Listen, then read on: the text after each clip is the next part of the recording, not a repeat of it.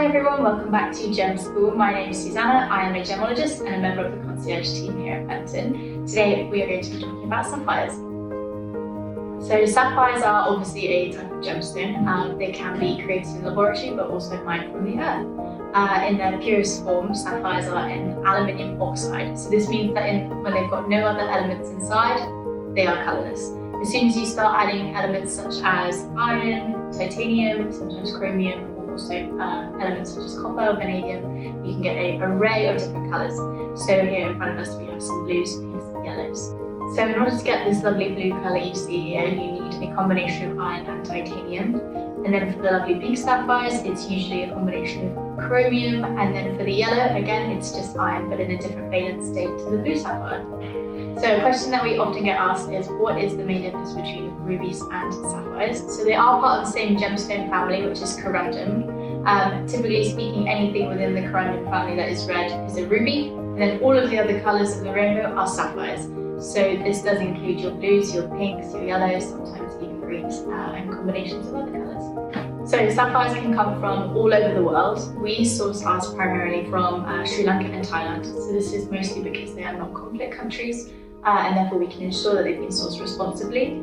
However, they also have beautiful colours coming from those countries. So Sri Lankan sapphires often have this really beautiful mid to deep blue, whereas Thai sapphires are typically a little bit darker. We actually source predominantly our yellow sapphires from Thailand, but you can also get our pink sapphires from countries such as Mozambique and also Tanzania.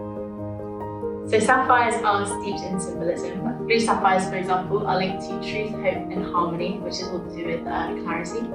Pink sapphires, on the other hand, are to do with wisdom and resilience, which is all linked to love. And then finally, yellow sapphires are happiness and prosperity, which is all linked to financial luck. So like all coloured gemstones, sapphires aren't graded in the same way as diamonds are. So there are still certain quality factors that we're looking for when it comes to choosing a sapphire. The main one to start with is colour. So colour can be a subjective preference, but there are certain colours that are more popular than others. But within sapphires, you can get a whole range of colour. So anywhere from something very light all the way to very dark. And we have a few examples here that we can show you. But the main thing that you want to look for when it does come to colour is the intensity and saturation of the stone. So we choose our stones here at Fenton that have a very even and strong colour saturation. So as you can see here, we have a selection of 4 different trilogies, including blue sapphire and yellow sapphire. Starting from the bottom, working our way up, we have this beautiful paler shade of blue, and then above it, this much deeper shade of blue. So normally at Fenton we source a shade that's somewhere bang on in between these two colours, because you're finding that perfect balance between a rich saturation without it being too light or too dark. Again with the yellow, we've got 2 more trilogies, from a very pale yellow to quite a deep saturated yellow. Again, we tend to source somewhere right in between these 2 colours, because we find again it has that perfect balance.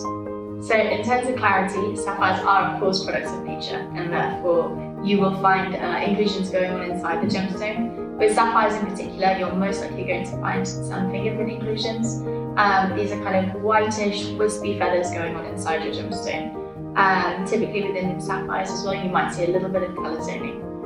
Here at Fenton, we tend to source sapphires that have eye clean clarity. So this means that there will be no inclusions visible to the naked eye. So something else that you want to consider when choosing your sapphire will of course be the cut. So here at Fenton we offer 4 different cuts. This will be your cushion cut, which we have a lovely one here, the oval, the emerald and also the round. So I would say when it comes to choosing whichever cut you'd like to go for, round, oval and cushion are all brilliant types of faceting, which means you're more likely to get a lot more sparkle for your gemstone. Whereas the emerald cut is a step type of faceting, so is more likely to pass through that gemstone rather be reflective and countercant. So if you are someone who really likes sparkle, I would say stay clear of the emerald cut and definitely go for a brilliant style cut. So when it comes to durability, sapphires are great gemstones to have inside an engagement ring or any piece of jewellery that you're planning on wearing every day. This is because they have a great combination between toughness but also hardness.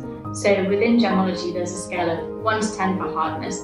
At number 10 you have diamonds, which are obviously the hardest known mineral to man, and sapphires actually come in at a number 9, which means that they're not very likely to scratch over time, which is great.